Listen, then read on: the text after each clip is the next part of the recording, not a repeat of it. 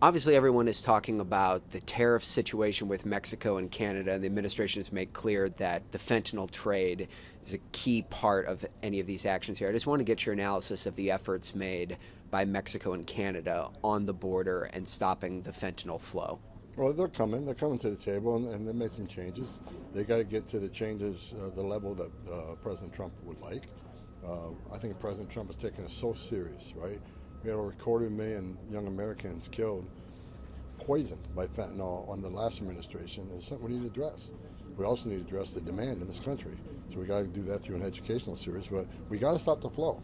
I mean, the criminal cartels in Mexico and China who produce these precursors, they killed more Americans than every terrorist organization in the world combined.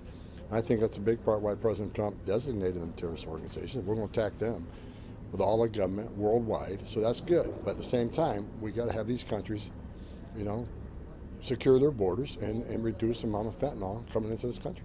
And the president did issue praise to the Mexican leadership for some of the efforts that they've made so far. What have they presented tangibly, or what have you seen from them that has led to the president issuing that praise on their efforts? Well, look, they put military on their northern border, our southern border. They're working very closely with our military, coordinating responses on drug smuggling. You can see the numbers on the southern border at an all-time low, even better than Trump 45 did, right? Unprecedented border success. So Mexico stepped up. The president's expecting some more. And the same with Canada. I met with Canadian officials. They've stepped up an awful lot. The president wants to do a little bit more and get to the point where we think that we've done everything we can to secure those borders and stop the flow of dangerous drugs in this country. So both countries are moving forward, just need a little bit more. We've heard from local officials down at the U.S.-Mexico border that as the crackdowns continue, they anticipate the cartels will become more violent as many of their streams of business are interrupted. What can we expect? We know there's the foreign terrorist organization designations for many of these organizations. What kind of action can we expect to address cartel violence down at the border? Well, I've said for months when we secure that border at an unprecedented level, cartels are going to be upset because we're stopping the major, money flow for them. Right? They're making under Joe Biden, they made a record amount of money in alien smuggling, record amount of money in sex trafficking of women and children, a record amount of money in moving dope in this country. And when we got the border down 97% decline on crossing, and we got Border Patrol military on that border, we're hurting them where it hurts in the purse strings because cartels have no power if they don't have money.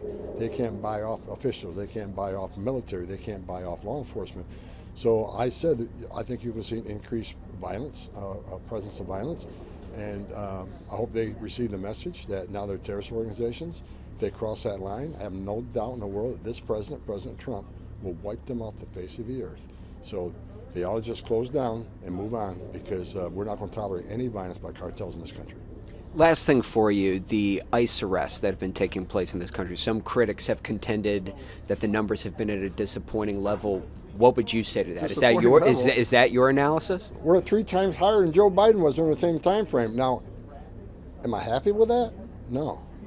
The numbers are good. Let me rephrase that. I'm happy the numbers are 3 times more than Joe Biden, but we should be 10 times higher than Joe Biden. So I'm pushing for more. We're going to increase targeting. We want to increase the team, especially in sanctuary cities.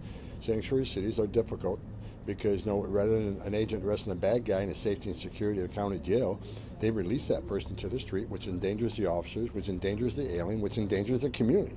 Releasing public safety threats back in the public is just dumb. So they make our job a lot harder. But now Pam Bonnie's is the AG. We're going to take these sanctuary cities to court. We're going to hold them accountable. But we're not stopping. Sanctuary cities, they slow us down a little bit? Yeah, but not for long. Because if I have to double the man force in those cities, if I have to double worksite force in those cities, we're coming. They're not. If they want to stand by and watch us, make your community safer. But I find it hard to believe that any elected mayor or governor or city council person does not want public safety threats removed from their community. That's their number one job, is the safety and security of the communities. If they don't help us do it, get out of the way, we'll do it.